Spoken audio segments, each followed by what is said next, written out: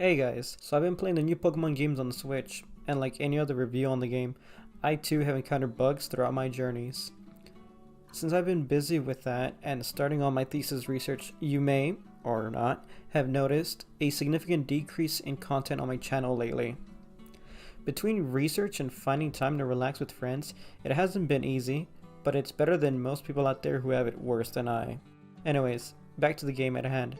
If you don't care to watch the time lapse, that's understandable. You can go ahead and skip to this point in time to see the final animation in action. For this animation, I wanted to draw an interesting situation that happened to me in my Pokemon Scarlet playthrough when I was doing a Terra Raid den. For the most part, I usually deal with the occasional clipping camera through the bottom of the world, or not having the terrestrialization animation happen for my Pokemon, so my character just ends up sitting there while a crown magically grows on the Pokemon. Oh no, not this time. This time, against a psychic type Floatzel, the game bugged out and placed my Scarelage, I named him Ed Sheeran after my friend's suggestion, in front of the Floatzel like some kind of Pokemon trainer and his starter.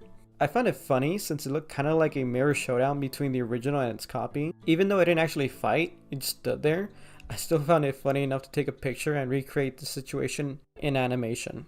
And that overall summarizes my experience with the bugs in Pokemon Scarlet. No real game-breaking glitches, but just harmless visual bugs that make the situation look funny or unusual. As for the game itself, I really enjoyed the plot, at least until I got to start my adventure, which is really early on. You see, I thought I could just take part in one section of the story, and then challenge the Elite Four or visit Area 0, then circle back around to other parts of the story. Fortunately, that was not the case, since I started my adventure by scrapping together what Pokemon I could find, then I traveled around Paldea and just leveling up. Somehow, I found myself running up that hill and fighting a giant stork. As it so happened, my Pokemon were strong enough to fight it off until some guy, Oven or whatever, joined in the match, and that's how I ended up on the Titan story path. Somewhere along the way, I just ended up fighting against all but 2 of the last Titans, so I went ahead and challenged a few gyms to get this wild Cubchute I found, fight the False Dragon and Great Tusk. At this point in the story,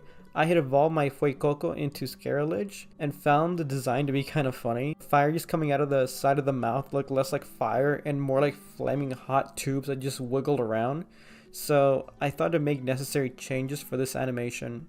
Throughout my adventures, I fell in love with the lore of Paldea, harder than Nemona falling in love with the main character's skills in battling.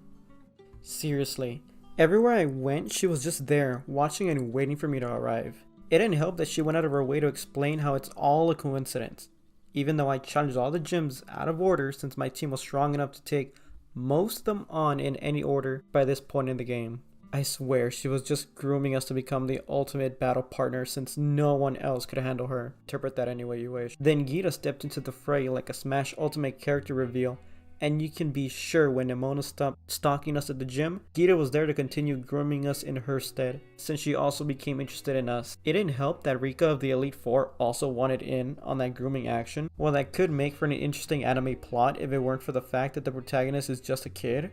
Stalking and grooming aside, where was I? Oh yeah, the plot.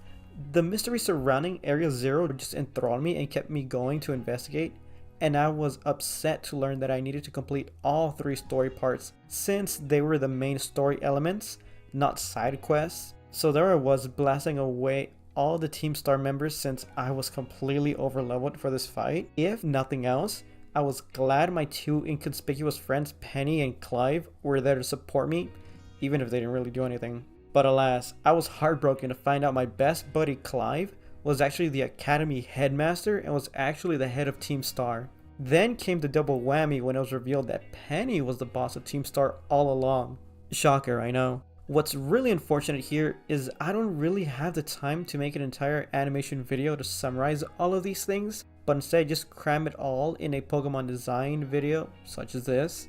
And I know it's kind of deep into this video, but I should mention now that I really admire this style of drawing, since it allows me to skip the details I'm always worried about and just do the main details, like the general body shape of the tiny body of that little flame spirit. I don't know the name, so I'll just call it Steve.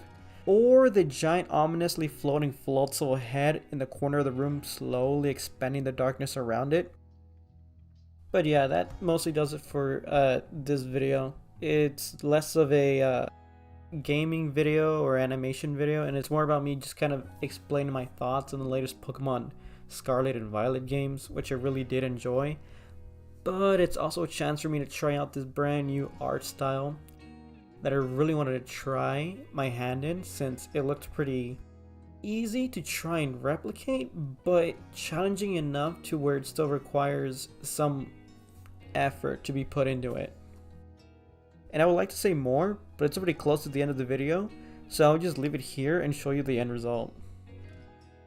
So as you can see, this time around I decided to only focus on the fire around Scarlet itself, and not really put too much of an effort or much of an emphasis on, you know, maybe like the tail wagging or that snout kind of bobbing up and down, or anything else that involves maybe like the trainer moving around or even animating the question marks.